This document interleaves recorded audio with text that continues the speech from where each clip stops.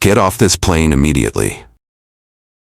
The command echoed through the cabin of Flight 2317, causing passengers to freeze mid-motion. Phones emerged from pockets and purses, their cameras focusing on an unsettling scene unfolding in row 14C. At the center of this commotion sat a distinguished elderly black gentleman in a pressed blue button-down shirt, his wire-rimmed glasses reflecting the harsh cabin lights. His composed demeanor stood out against the flight attendant's aggressive stance as she towered over him, her finger pointed accusingly. I said, "You need to leave, now." The gentleman, Mr. Harry Roberts, adjusted his glasses with steady hands, his voice carrying the measured tone of his 40-year teaching career. "Ma'am, I believe there's been a misunderstanding. My boarding pass clearly shows—" "I don't care what your boarding pass shows," the flight attendant cut him off, her voice rising. "If you won't comply, I'll have security remove you." Family, before we continue this incredible story, take a moment to hit that subscribe button and notification bell. Drop a comment telling us where you're watching from. We're building a global community that stands against injustice. Now, let's rewind 30 minutes to understand how this respected former high school principal found himself facing such blatant discrimination.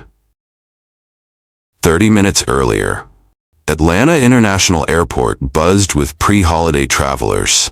Mr. Roberts navigated Terminal B with measured steps, his brown leather briefcase, a retirement gift from his faculty, held securely in his right hand. His destination, Gate B-17, where United Airlines Flight 23117 awaited its passengers bound for Chicago. "Need help with that bag, sir?" The young gate agent noticed Mr. Roberts approaching the check-in counter. "I appreciate your kindness," he replied, the gentle authority in his voice reflecting decades of mentoring students. "But these old hands still have plenty of strength left in them." The boarding process proceeded smoothly. Mr. Roberts presented his ticket, first group, seat 14C, earned through years of careful mileage accumulation. The gate agent's scanner beeped green, confirming his reservation.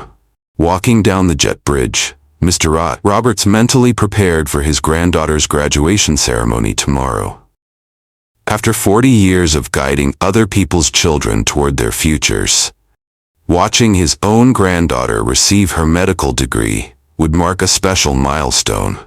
He couldn't have known that in less than an hour, this routine flight would transform into a viral moment that would spark nationwide conversations about dignity, respect, and the persistent shadows of prejudice in American society.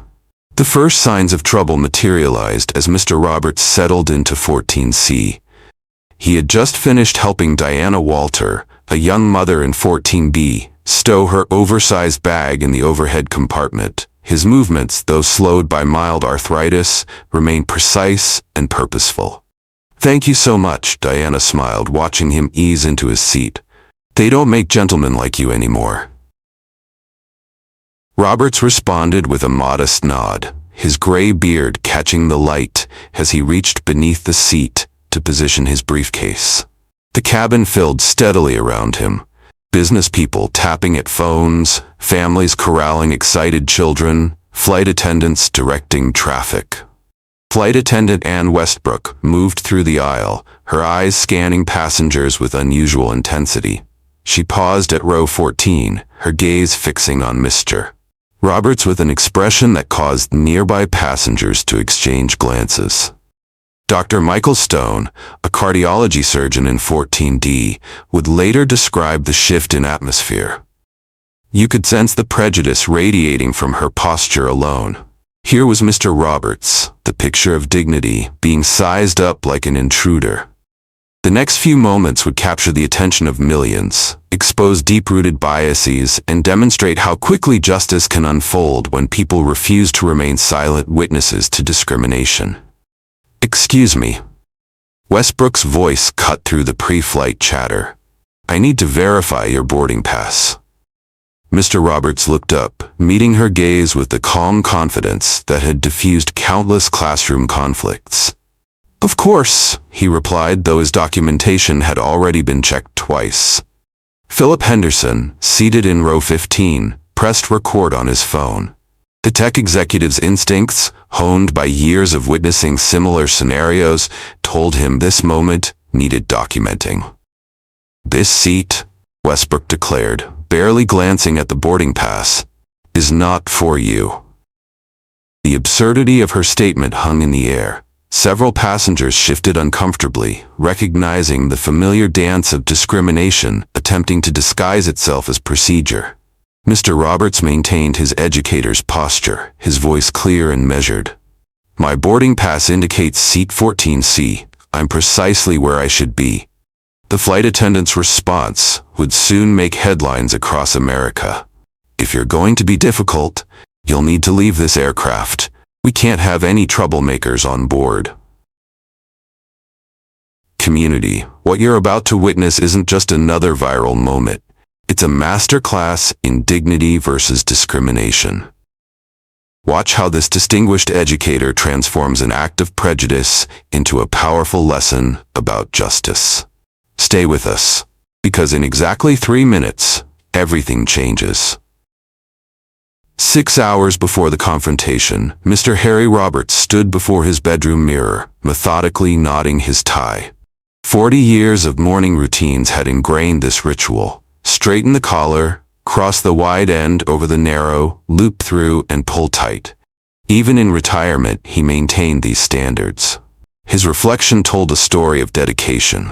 At 68, his short gray hair and neatly trimmed beard framed features that had guided generations of students.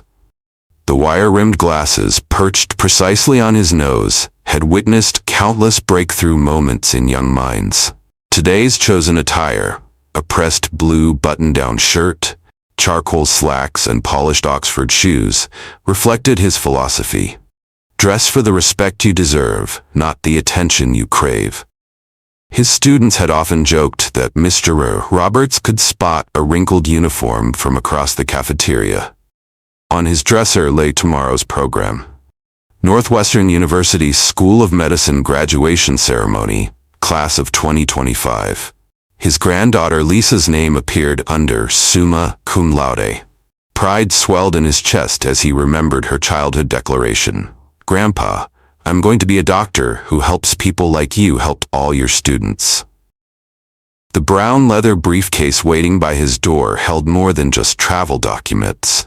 Inside, carefully wrapped, lay a gift for Lisa. His original teaching certificate from 1982, framed alongside her first grade "When I Grow Up" essay. Both represented promises fulfilled across generations. The pre-dawn drive to Atlanta International Airport showcased another side of Mr. Roberts' character. His silver Toyota Camry, 15 years old but immaculately maintained, moved steadily through traffic as NPR's Morning Edition filled the cabin. Each lane change was signaled precisely, each stop smooth and controlled. Habits formed during years of teaching driver's education as a summer job. His mind drifted to his last day as principal at Washington Heights High School. The students had lined the hallways, creating an honor guard of raised textbooks. "For making us believe we could be anything," their handmade banner proclaimed. That moment validated his life's philosophy. Excellence isn't about grand gestures, but consistent, quiet dedication. Pulling into long-term parking, Mr. Roberts checked his watch, a retirement gift from the school board, engraved with "Time spent teaching is time earned in hearts." 3 hours before departure. Perfect. The parking shuttle driver, noticing Mr. Roberts's careful movements as he boarded, jumped down to help with his briefcase. "I've got it, young man, but I appreciate your thoughtfulness." Mr. Roberts smiled, his voice carrying that unique blend of warmth and authority that had made even the most rebellious students sit up straighter. "You must be a teacher." The driver grinned, settling back behind the wheel. "Was it that obvious?" Mr. Roberts chuckled. "Sir, I recognize that tone. My 10th grade English teacher had the same way about her. Made you want to be better just by being around her." The airport terminal buzzed with morning activity as Mr. Roberts made his way through security. His methodical approach, shoes and belt in one bin, briefcase in another, electronics separated, caught the attention of a TSA officer. "Military?" the officer asked, noting Mr. Roberts' efficient movements. "Education," Mr. Roberts replied, a slight smile playing at the corners of his mouth. "Managed a high school of 1,200 students, not unlike running a small army." The officer laughed, waving him through. "My daughter wants to be a teacher. Any advice?" Mr. Roberts paused, adjusting his glasses. "Tell her teaching isn't just about sharing knowledge. It's about building bridges of understanding. Every student carries a unique story." At gate B17, Mr. Roberts chose a seat near the aisle, positioning himself where he could stretch his legs occasionally to ease his mild arthritis.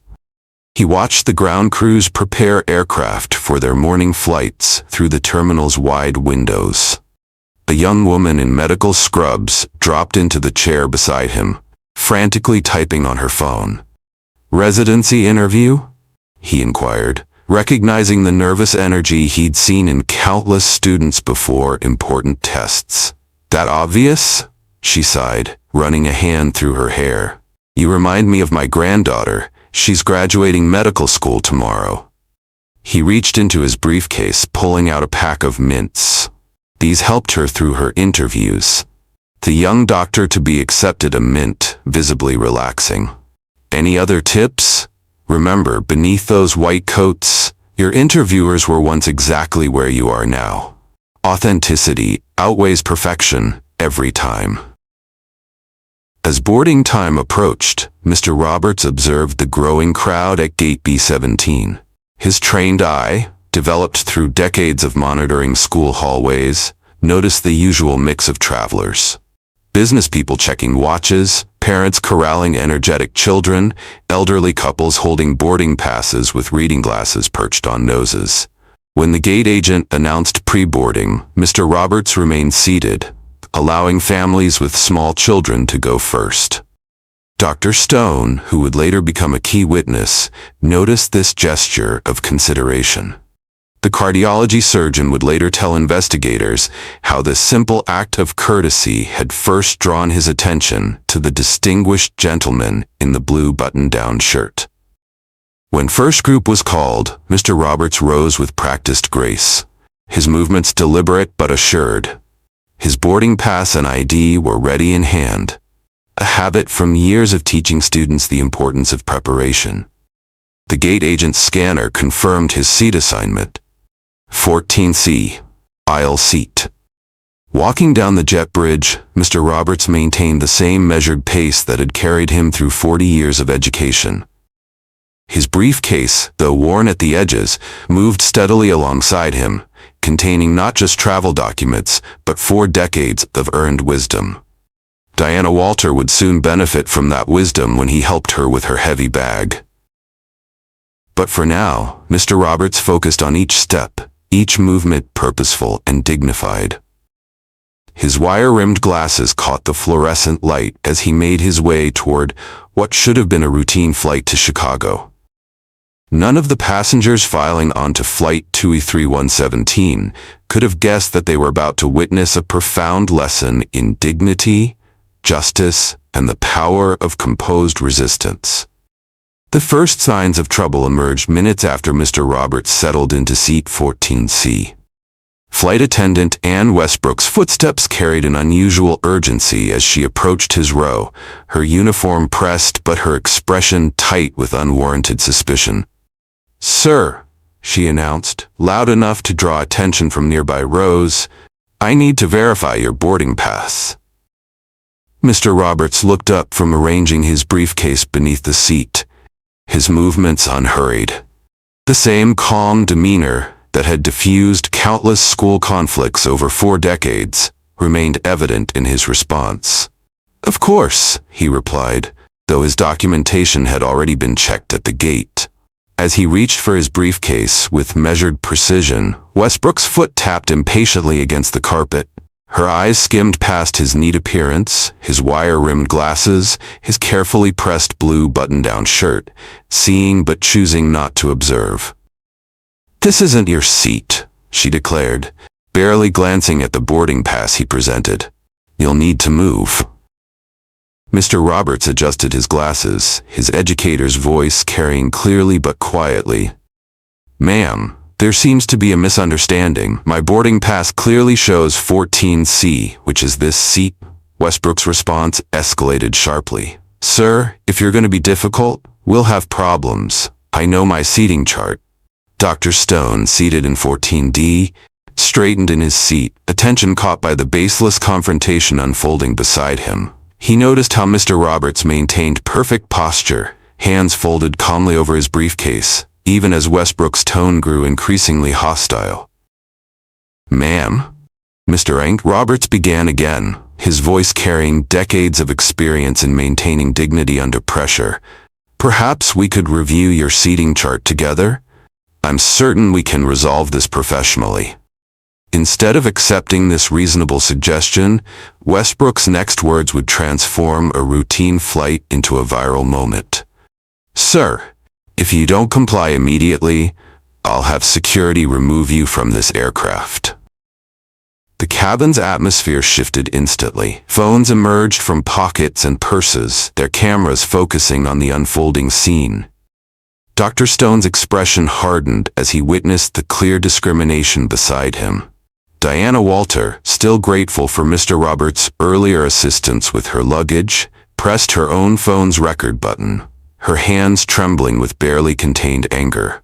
Throughout the cabin, passengers exchanged knowing glances. A businessman 3 rows ahead lowered his newspaper, his brow furrowed in concern. An off-duty flight attendant in row 16 leaned forward, her professional experience telling her something was deeply wrong with her colleague's behavior. Mr. Roberts remained a portrait of composure amid the rising tension.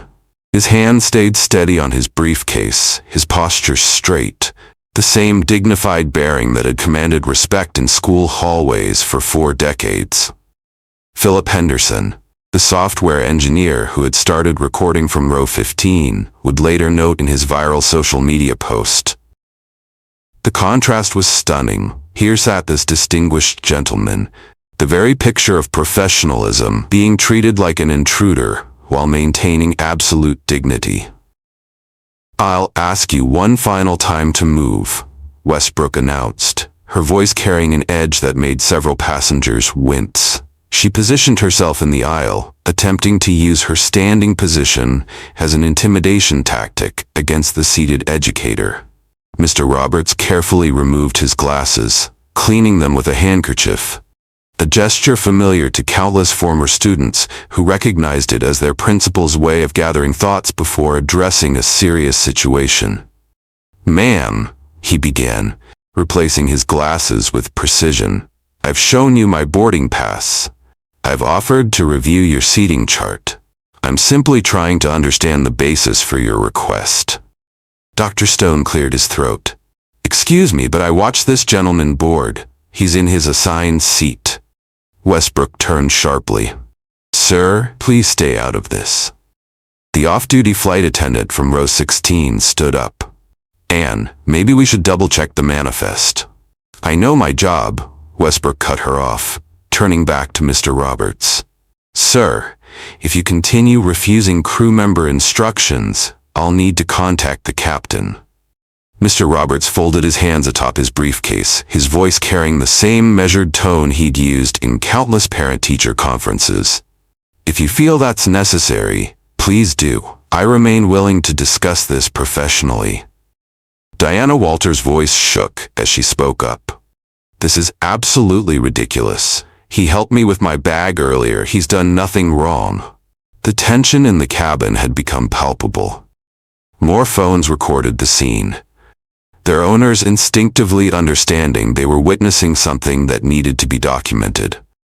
"Tales of family, pause with me for a moment. What you're witnessing isn't just another flight incident. It's a masterclass in maintaining dignity in the face of injustice." before we continue with what happens next. This is your moment to join our community of justice seekers. Hit that subscribe button right now and activate the notification bell. Why? Because every day we bring you stories that matter, stories that change lives, stories that remind us how justice can prevail when we stand together. Look at Mr. Roberts, sitting there with unwavering composure. His story represents thousands of untold experiences happening right now across our country. By subscribing, you're not just following a channel, you're joining a movement that exposes these moments and celebrates those who face them with dignity. Drop a comment below telling us about a time you witnessed someone handling discrimination with grace. Your stories inspire others and remind us that we're not alone in these experiences. And here's a question to consider as we continue. What would you do if you were another passenger on this flight? Would you speak up? Would you start recording? Share your thoughts in the comments. Now let's return to Flight 2317, where Captain Owens is about to receive a call that will change everything. As Westbrook reached for the intercom, Dr. Stone quietly activated his phone's voice recorder. His trained medical eye noted Mr. Roberts' steady hands, controlled breathing, textbook examples of grace under pressure. "I need the captain to gate 14C immediately," Westbrook announced, her voice carrying through the cabin. "We have an uncooperative passenger refusing crew member instructions." Diana Walter leaned forward, her voice low but clear. "Mr. Roberts, we all see what's happening here. We're not staying quiet." The off-duty flight attendant had pulled out her manual, flipping through pages with growing concern. "Anne, protocol requires checking the manifest before escalating to the captain." Mr. Roberts remained still, his educator's instincts recognizing a teachable moment unfolding. His wire-rimmed glasses caught the cabin light as he spoke. "Sometimes our finest lessons come from our most challenging moments." Philip Henderson's camera captured the ripple of nods through the cabin. His video would later show how passengers instinctively leaned toward Mr. Roberts, their body language declaring silent allegiance. Dr. Stone's steady voice cut through the tension. "For the record, I'm witnessing a passenger being harassed despite providing proper documentation and maintaining complete professionalism." The sound of approaching footsteps drew all eyes toward the front of the plane. Captain Owens was coming, his face set in professional concern, unaware he was about to step into a moment that would redefine airline protocol. Captain Owens' arrival seemed to embolden Westbrook rather than temper her behavior. She straightened her uniform, adopting an air of artificial authority as she addressed her superior. "Captain, this passenger refuses to vacate a seat that isn't assigned to him," she declared, her voice carrying a note of manufactured certainty. "I've asked him repeatedly to move." Mr. Roberts remained seated, his posture unchanged. Back straight, hands folded atop his briefcase, the same position he'd maintained during countless disciplinary meetings with troubled students and their parents. "Sir," Captain Owens addressed Mr. Roberts, his expression neutral but attentive. "May I see your boarding pass?" Before Mr. Roberts could reach for his briefcase, Westbrook interjected. "Captain, I've already checked. He's not supposed to be in this section." Dr. Stone shifted in his seat, noting how Westbrook's interruption contradicted her earlier cursory glance at Mr. Roberts' documentation. The surgeon's trained eye for detail wouldn't miss this discrepancy. "Ma'am," Mr. Roberts spoke, his voice carrying the same measured tone that had guided generations of students, "you haven't actually examined my boarding pass. You merely glanced at it before declaring I needed to move." Westbrook's response escalated sharply. "Are you calling me a liar?" "No, ma'am," Roberts replied, maintaining his characteristic composure. "I'm simply stating facts. Perhaps we could review the documentation together with the captain?" The flight attendant's face flushed. "Captain, this is exactly what I mean. He's being confrontational and difficult." Diana Walter, still recording from her seat, caught the stark difference between Westbrook's increasingly aggressive stance and Mr. Roberts's unwavering dignity. The former principal's wire-rimmed glasses caught the cabin light as he calmly reached for his briefcase, his movements deliberate and unhurried. "I have all my documentation right here," Mr. Roberts stated, his educator's voice clear and steady. "I'm happy to share it with anyone who wishes to review it properly." "Let me see that boarding pass," Captain Owens requested, extending his hand. But before Mr. Roberts could present his documentation, Westbrook stepped between them. "Captain, we're already running behind schedule," she pressed, her tone growing more insistent. "I can handle the situation. We just need to have security escort him off." The mention of security caused a ripple of murmurs through the cabin. Dr. Stone leaned forward, his voice carrying the authority of his profession. "Captain, I feel compelled to speak up. I've been watching this entire interaction. Mr. Roberts has been nothing but cooperative while being subjected to increasingly hostile treatment." Westbrook spun toward Dr. Stone. "This doesn't concern you, sir. Please stay out of it." "Actually," the off-duty flight attendant interjected from row 16, "this concerns everyone on this aircraft, and you haven't even checked the manifest." Mr. Roberts remained still, his hands steady on his briefcase. The same patience that had guided countless troubled students through difficult moments now showed in his measured breathing and calm demeanor. "Captain," he addressed Owens directly, his voice clear but never raised. "I understand we're running behind schedule. That's precisely why I suggest we review my documentation quickly and resolve this misunderstanding." Westbrook's response grew more aggressive. "There's nothing to review. You need to leave this aircraft immediately, or I'll have you removed." The threat hung in the air, heavy with implications. Diana Walters' phone captured the moment perfectly. Westbrook's confrontational stance contrasting sharply with Mr. Roberts's dignified composure. "Ma'am," Mr. Roberts responded, adjusting his glasses with the same deliberate movement he'd used when addressing difficult situations throughout his career, "I must respectfully disagree. There is indeed something to review. My valid boarding pass for this exact seat." Captain Owens raised his hand, silencing Westbrook's impending response. "Let's handle this professionally. Sir, your boarding pass, please." As Mr. Roberts opened his briefcase, Westbrook made one final attempt to assert control. "Captain, we don't have time for this. The gate agent clearly made a mistake assigning this seat." Dr. Stone's voice cut through her protest. "The gate agent made no mistake. I watched Mr. Roberts board with Group 1. His boarding pass was scanned without issue." Mr. Roberts extracted his documentation with the same methodical precision he'd used when handling important school records. His blue button-down shirt remained crisp despite the tension, his demeanor unchanged in the face of mounting hostility. "Here you are, Captain," he said, extending the boarding pass. "You'll find everything in order." The off-duty flight attendant had moved closer, her professional experience evident in her observation. "Anne, this is a serious violation of protocol. You can't demand a passenger leave without verifying their documentation." Westbrook's face flushed deeper. "I don't need to verify what I already know." "And what exactly do you know?" Diana Walter asked, her phone still recording. "Because from where I'm sitting, all I see is a distinguished gentleman being harassed without cause."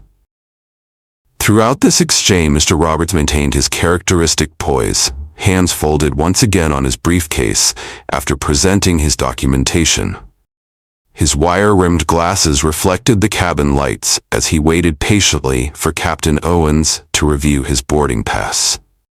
Captain Owens studied the boarding pass, his expression shifting from professional concern to clear understanding. He looked at Westbrook, then back at the document in his hands. "Miss Westbrook," he began, his tone measured but firm, "this boarding pass clearly shows seat Fort C. It's been properly issued and scanned." Westbrook's demeanor changed instantly, her certainty faltering. "But I thought," I assumed. You assumed what exactly? The off-duty flight attendant's question hung in the air, heavy with implication. Mr. Roberts remained silent, his decades of experience in handling delicate situations evident in his composed silence.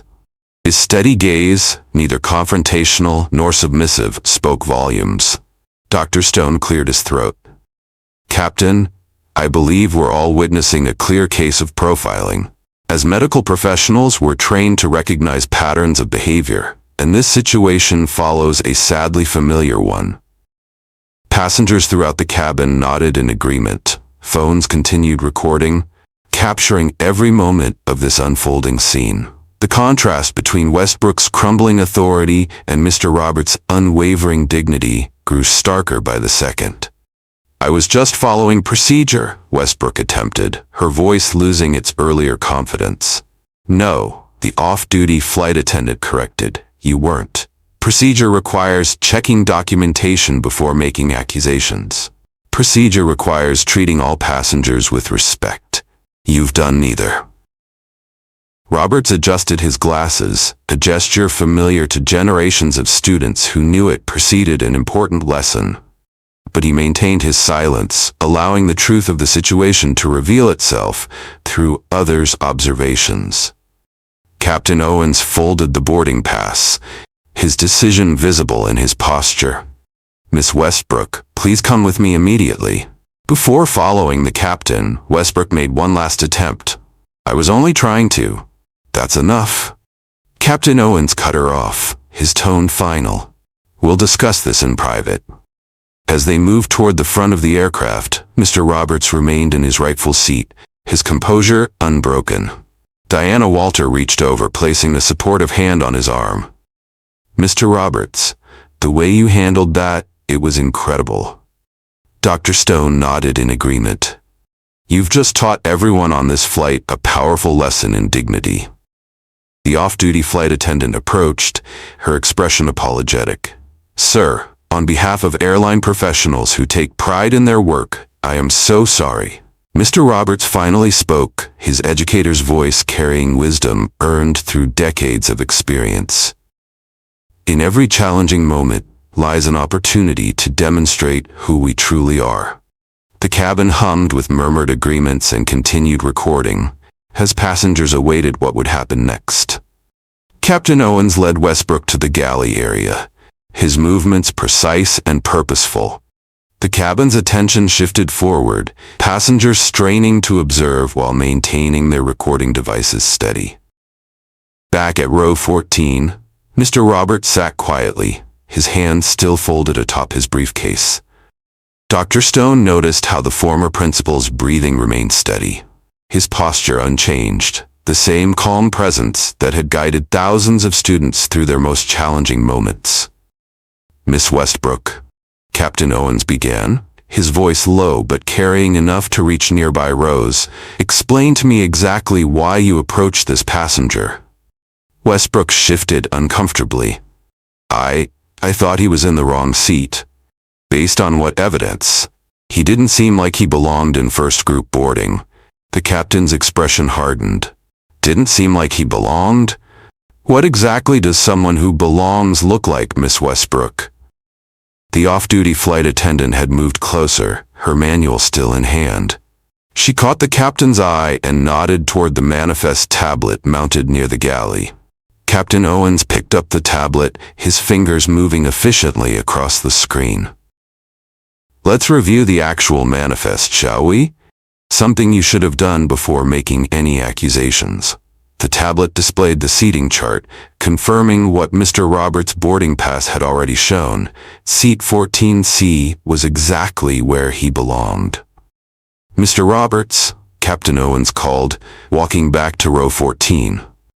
I need to document this incident. Could you please tell me, in your own words, what occurred? Mr. Roberts adjusted his glasses, the same deliberate motion he'd used before addressing countless school assemblies. Certainly, Captain. I boarded with Group 1, stored my briefcase, and helped a fellow passenger with her luggage. Shortly after settling in my assigned seat, 14C, Miss Westbrook approached and demanded to see my boarding pass. And did she examine your documentation thoroughly? No, sir. She glanced at it briefly before insisting I needed to move. Dr. Stone interjected. Captain, I witnessed everything. She never properly checked his credentials. When I attempted to verify Mr. Roberts was in his correct seat, she dismissed my input entirely. Diana Walter added, and when your off-duty colleague tried to suggest checking the manifest, she was shut down immediately. Captain Owens nodded, noting each detail. His eyes moved from Mr. Roberts' perfectly pressed blue button-down shirt to his well-maintained briefcase. All signs of a man accustomed to carrying himself with professional dignity. Mr. Roberts, did Miss Westbrook provide any specific reason why she believed you weren't in your assigned seat? No, Captain, Mr. Roberts replied, his educator's voice steady. When I requested clarification, she threatened to have security remove me from the aircraft. Captain Owens turned to address the cabin, his voice carrying professional authority. Ladies and gentlemen, I want to acknowledge what's happened here. As your captain, my primary responsibility is ensuring every passenger's safety and dignity. He paused, glancing at Westbrook, who stood rigid near the galley. What occurred today represents a serious breach of our airline's standards and values. Mr. Roberts remained seated, his posture unchanged, as the captain continued. Sir, you have demonstrated remarkable composure in the face of unwarranted hostility. On behalf of this airline, I extend my deepest apologies. The off-duty flight attendant approached with the manifest tablet. Captain, I've documented the incident details. Gate manager Judith Pyle has been notified and is on her way. Dr. Stone's voice carried from 14D. Captain, many of us have recorded this interaction. We're willing to provide our footage if needed. Diana Walter nodded emphatically. Every second is documented. The contrast between Mr. Roberts' dignity and how he was treated. It's all here. Throughout these exchanges, Mr. Roberts maintained his characteristic calm, his hands steady on his briefcase, his wire-rimmed glasses catching the cabin light as he observed the shift in power dynamics with the same measured assessment he'd used throughout his educational career. Family, let's pause here for a moment. What you're witnessing is more than just an airline incident. It's a powerful lesson in how justice unfolds when people stand together against discrimination. Think about Mr. Roberts' response to this situation. Notice how his composure and dignity became his strongest weapons. How his silence spoke louder than shouts ever could. Here's what we want to know from you. Have you ever witnessed someone maintain their dignity in the face of discrimination?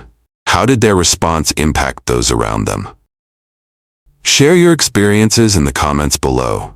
And if you're moved by Mr. Roberts' story, don't keep it to yourself. Hit that subscribe button and share this video with someone who needs to see how grace under pressure can change everything. Remember to turn on notifications, because every day we bring you stories that matter, stories that change lives, stories that remind us justice is possible when we stand together. Now let's return to Flight 2317, where Gate Manager Judith Pyle is about to board the aircraft. The sound of purposeful footsteps drew all eyes to the aircraft's entrance. Gate Manager Judith Pyle's arrival marked a turning point in the unfolding situation. Her expression, as she took in the scene, spoke of immediate understanding. Captain Owens met her at the front of the cabin, tablet in hand. Their brief, hushed conversation was punctuated by Pyle's sharp glances toward Westbrook. Mr. Roberts remained in his seat, his calm demeanor unchanged. Dr. Stone noticed how the former principal's hands never fidgeted, his posture never wavered, even as the power dynamics shifted dramatically in his favor. The cabin held its collective breath, phone still recording, as Judith Pyle stepped forward to address the passengers. The next few moments would transform this incident from a personal injustice to a powerful statement about accountability. Judith Pyle stood in the center aisle, her presence commanding immediate attention. Her eyes swept across the cabin, taking in the phone's recording, the supportive passengers surrounding Mr. Roberts, and Westbrook's increasingly uncomfortable stance near the galley. "Ladies and gentlemen," she began, her voice clear and authoritative, "I'm Judith Pyle, gate manager for this flight. I've reviewed the incident reports, witness statements, and video evidence of what transpired here today." She turned to face Mr. Roberts, noting his composed demeanor, his wire-rimmed glasses, his perfectly pressed blue button-down shirt, all hallmarks of the distinguished educator he was. "Sir, I want to extend our airline's deepest apologies for the treatment you've endured."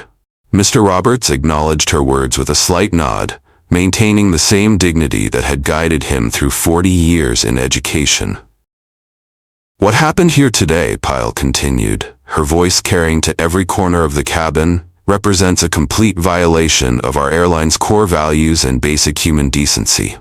We've reviewed the manifest, your boarding pass, and multiple witness accounts." She paused, her next words weighted with significance. Miss Westbrook's actions were not just unprofessional. They were discriminatory. This kind of behavior has no place in our airline or anywhere in society. The cabin remained silent, phones steady, passengers sensing they were about to witness a moment of genuine accountability. "Miss Westbrook," Pyle turned to address the flight attendant, her tone firm and final. "Your employment with this airline is terminated effective immediately. Please gather your belongings and exit the aircraft." The pronouncement hung in the air for a moment before a wave of approving murmurs swept through the cabin. Westbrook's face paled as the reality of her actions' consequences settled in. "But I was just," she began. "No," Pyle cut her off. "There is no justification for what you did here today. Your actions violated our policies, our values, and most importantly, the dignity of our passenger." Dr. Stone nodded in approval, his phone still recording. Diana Walter wiped tears from her eyes, her free hand resting supportively on Mr. Roberts' shoulder. Throughout this exchange, Mr. Roberts maintained his characteristic composure, his hands folded calmly atop his briefcase. His educator's instincts recognized this as another teachable moment, one where justice wasn't just discussed, but demonstrated. As Westbrook collected her belongings and walked toward the exit, her steps unsteady, the off-duty flight attendant moved to take her position. The shift in atmosphere was immediate and palpable. Passengers began standing, applauding not just the swift justice, but Mr. Roberts' dignified handling of the situation. Dr. Stone extended his hand across the seat. "Sir, as a medical professional who's seen countless instances of discrimination, your response was masterful." Diana Walter, still recording, spoke up. "Mr. Roberts, you've shown everyone here what true strength looks like." Judith Pyle approached row 14, a tablet in her hands. "Mr. Roberts, I want you to know that beyond this immediate action, we're implementing several changes. Your experience today will become a teaching moment in our training programs." The off-duty flight attendant, now managing the cabin, brought forward a glass of water. "Sir, is there anything else you need?" Mr. Roberts adjusted his glasses, his voice carrying the same measured tone he'd maintained throughout the incident. "What I need is for this moment to matter beyond today, for it to create lasting change." Captain Owens, standing nearby, nodded in agreement. "It will, sir. I give you my word." Passengers continued approaching row 14, offering handshakes, words of support, and sharing their contact information as potential witnesses. Through it all, Mr. Roberts acknowledged each gesture with the grace of someone who understood that this moment was bigger than himself. To Light family, what we've just witnessed is justice in action. But this story isn't over. It's part of a larger conversation we need to have as a society. If Mr. Roberts' dignity in the face of discrimination moved you, show your support right now. Hit that like button. Share this video with someone who needs to see how composure and strength can change everything. Drop a comment below with one word that describes Mr. Roberts' response to this situation. Let's fill the comment section with reminders of what true dignity looks like. And if you haven't already, join our Tales of Light family by subscribing. Together, we're not just watching these stories, we're learning from them, sharing them, and creating change.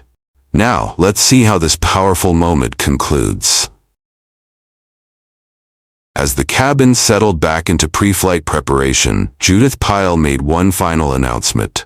Mr. Roberts, the airline would like to upgrade you to first class for your journey today. Mr. Roberts shook his head gently. Thank you, but I'll stay right here. This seat has already taught everyone more than any upgrade could. His response drew appreciative smiles from nearby passengers. Dr. Stone nodded in understanding. This was the same dignity that had faced down discrimination moments ago. The off-duty flight attendant began her pre-flight checks, her professional demeanor a marked contrast to her predecessor. Captain Owens returned to the cockpit, but not before stopping at row 14 one last time. Mr. Roberts, your presence on this flight has made us all better. The former principal adjusted his glasses, his voice carrying decades of wisdom. Sometimes our finest teaching moments come when we least expect them. Within hours of landing, videos of the incident flooded social media platforms. Hashtags for Mr. Roberts and Had Dignity Wins became trending topics nationwide. Philip Henderson's recording reached millions of views, with comments pouring in from around the globe. This is how you handle discrimination, with unshakable dignity, wrote one viral comment. Educational forums shared the video as a masterclass in composure under pressure. Former students of Mr. Roberts emerged online, sharing stories of how his leadership had shaped their lives. Each new share amplified the message. Dignity and patience could be powerful weapons against prejudice. The airline's CEO personally called Mr. Roberts that evening, extending not just an apology, but an invitation to help reshape their corporate culture. The company's swift action in terminating Westbrook received widespread praise from civil rights organizations and industry leaders alike. A formal press release announced Mr. Roberts' appointment to their newly formed Passenger Dignity Advisory Board. His lifetime premium status came with a unique addition. The airline would donate to educational charities for underprivileged students every time he flew. The company's stock price rose as public approval soared, proving that immediate accountability could benefit both ethics and economics. The airline took measured steps to address the incident's underlying issues. Their existing anti-discrimination training program was enhanced with new real-world scenarios, and documentation verification protocols were clarified to prevent similar incidents. The company issued updated guidelines requiring supervisor presence during passenger seating disputes. Their existing reporting system was streamlined to better track and address discrimination complaints through proper channels. While Mr. Roberts' case became a reference point in staff training, the focus remained on established professional standards and proper procedure adherence, rather than sweeping policy overhauls. The next day, Mr. Roberts sat at his granddaughter's medical school graduation, still wearing his characteristic blue button-down shirt. As Lisa accepted her diploma, his quiet pride reflected the same dignity he displayed on Flight 2317. "Grandpa," she said afterward, having heard about the incident, "you taught more people about strength in those few minutes than most teach in a lifetime."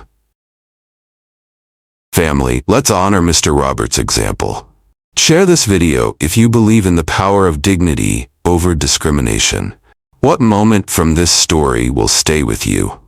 How will you handle future encounters with prejudice? Subscribe now, because every day, quiet heroes like Mr. Roberts show us the true meaning of strength. Mr. Roberts continues teaching, though no longer in a classroom. His presence on that flight reminded us that the most powerful lessons often come from how we handle life's unexpected challenges. As he told his granddaughter that graduation day, true dignity isn't about making noise. It's about standing firm in your truth, even when others try to shake your foundation.